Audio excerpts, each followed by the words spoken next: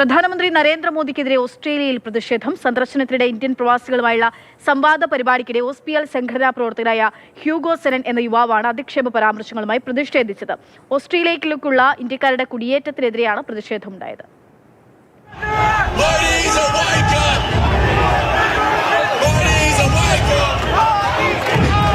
Australian പര്യടനത്തിനെത്തിയ പ്രധാനമന്ത്രി മെൽബണിൽ ഇന്ത്യക്കാരായ പ്രവാസികളുമായുള്ള സംവാദ പരിപാടിക്കിടെയാണ് വലിയ പ്രതിഷേധം നേരിട്ടത്.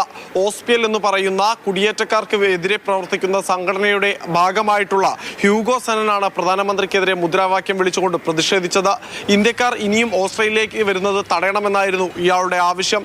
ഇനി കൂടുതൽ ഇന്ത്യക്കാരെ ഈ ഓസ്ട്രേലിയയിലേക്ക് അഭയാർത്ഥികളെ പോലെ പ്രവേശിപ്പിക്കരുതെന്നും ഇവർ ആവശ്യപ്പെട്ടു.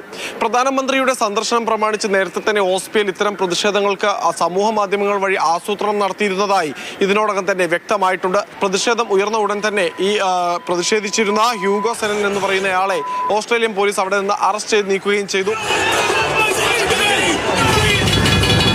പ്രധാനമന്ത്രിയുടെ ഓസ്ട്രേലിയയിലെ പരിപാടികൾ ഉൾപ്പെടെ അടങ്ങുന്ന ഐറ്റിനറി ഈ സമൂഹ മാധ്യമങ്ങളിൽ ഇവർ പങ്കുവച്ചിരുന്നു. വ്യാപകമായ പ്രതിഷേധമാണ് മെൽബണിൽ ഇന്ത്യക്കാരുടെ കുടിയേറ്റത്തിനെതിരെ പ്രധാനമന്ത്രിയുടെ സന്ദർശന ദിവസം അരങ്ങേറിയിട്ടുമുണ്ടായിരുന്നത്.